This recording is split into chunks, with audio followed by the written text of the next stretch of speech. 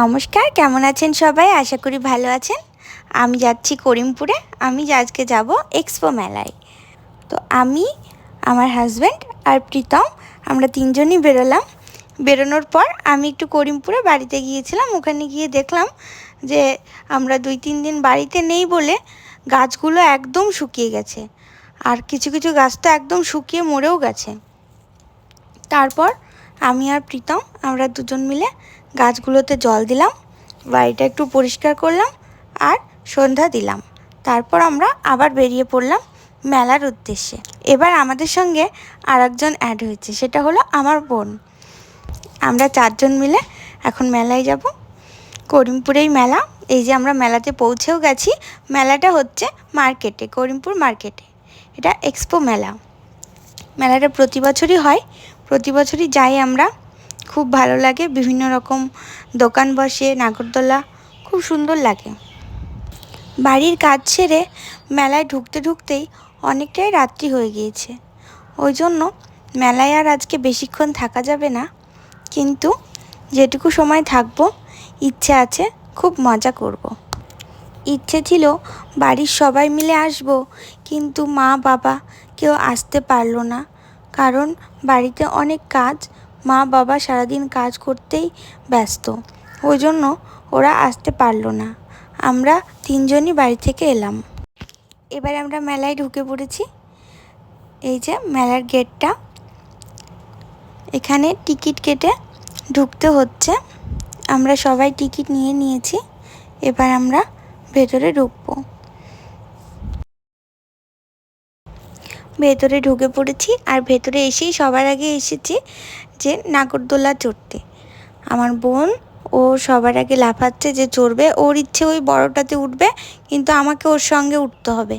আর আমি একা একা ওই বড়টাতে ওঠার সাহস আমার নেই, তাই জন্য ওই ছোটোগুলোতেই ওকে উঠিয়ে দিয়েছি। ও একাই কী সুন্দর খেলা করছে, লাফাচ্ছে, খুব মজা করছে। এটা দেখে আমার তো মনে হচ্ছিল যে আমি উঠে পড়ি। আমি বলেওছি যে কাকু আমি কি উঠতে পারবো না, আমার ওরা সবাই উঠলে যা ওজন হবে আমার তো একাই উঠতে দাও না হয়। কিন্তু আমাকে বলছে যে 10 বছরের নিচে যারা তারাই উঠতে পারবে, তোমার ওয়েট যতই হোক না কেন, তোমার বয়স হয়ে গেছে, তুমি উঠতে পারবে না। তাই আমার আর ওটা হলো না, ও একাই খেলছে। আর প্রীতম, ওকে উঠতে বললাম কিন্তু ও উঠলো না, ও লজ্জা করছে, ও খুব লজ্জা পায়, তাই ও উঠলো না। খুব ভালো লাগছে, আমার তো খুবই উঠতে ইচ্ছে করছে। সব বাচ্চাগুলো কত লাফাচ্ছে, কত খেলা করছে। ও এতক্ষণ ধরে খেলছে, খেলা দেখতে দেখতে আমাদের তো সবার খিদেও পেয়ে গেছে। আমরা ভাবছি কখন ও খেলা থেকে নামবে আর আমরা কিছু একটা খাবো, কিন্তু ও এতই খেলায় মেতে গেছে যে ও নামতেই চাইছে না। এরপর আমরা সবাই ওকে বলছি যে এবার চলে আয়, এবার চলে আয়, কিন্তু ও তো আসবেই না।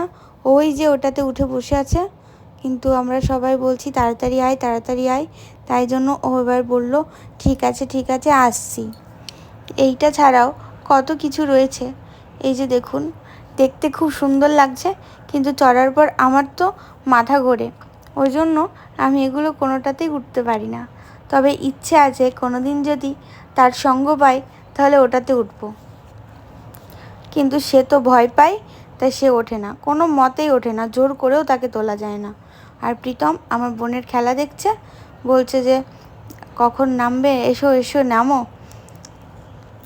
ফাইনালি ওর খেলাটা শেষ হলো, আর আমরা এলাম খাবার দাবারের দিকে। প্রথমে আমরা খেয়েছিলাম ঘুগনি, আমরা সবাই ঘুগনি খেয়েছি। আর এই যে এর তো খুব ঝাল লাগছে, ও পুচকু। তারপর ঘুগনি খাওয়ার পরে পাশেই দেখছি এক জায়গায় বেতের জিনিস বিক্রি হচ্ছে, তো আমি একটা ঝুড়ি নিয়েছি ফুল তোলার জন্য। তারপরে খাওয়া হয়েছিল আইসক্রিম, কর্নেডো আইসক্রিম। তারপরে এই যে এটাকে কি বলে আমি ঠিক মনে পড়ছে না, কিন্তু এইটা আমরা সবাই খেয়েছিলাম। আমার তো খুব একটা খেতে ভালো লাগেনি, কিন্তু এই দেখুন প্রীতম কীভাবে চোখে মুখে লাগিয়ে ও খাচ্ছে। আমি বলছি দেখি দেখি, ও বলছে না। এরপরে আমরা খেয়েছিলাম ফুচকা, কিন্তু ফুচকা খাওয়ার কোনো ভিডিও করা হয়নি। তারপর মেলাটা আর একবার ঘুরলাম, সব কিছু দেখলাম, দেখে বাড়ি। মেলায় খুব সুন্দর সুন্দর জিনিস পাওয়া যাচ্ছিল, তবে আমি কিনেছি দুটো চিরুনি। চিরুনিটা কেনার কারণ হলো 6 টাকায় পেয়েছি তাই কিনেছি, তাছাড়া আমি আর কিছুই কিনিনি। মেলায় অনেক রকমের দোকান বসেছে, খেলনা, তারপরে রুমাল, ফুল, আরও অনেক রকম জিনিস বসেছে, মাটির জিনিস, আমার সব মনে নেই, কাপ প্লেট, অনেক রকম, ফোনের গ্লাস, জুয়েলারি। আমরা শুধু দেখেছি আর দেখেছি, কিছুই কিনিনি। জামা কাপড় অনেক কিছুই রয়েছিল, সব কিছুই দেখতে খুব সুন্দরই লাগছিল। আমি কিনিনি তো কি হয়েছে, আপনারা সকলে যান মেলায় আর অনেক কিছু কেনাকাটা করুন। এবার আমরা ফিরবো। টাটা, ভালো থাকবেন।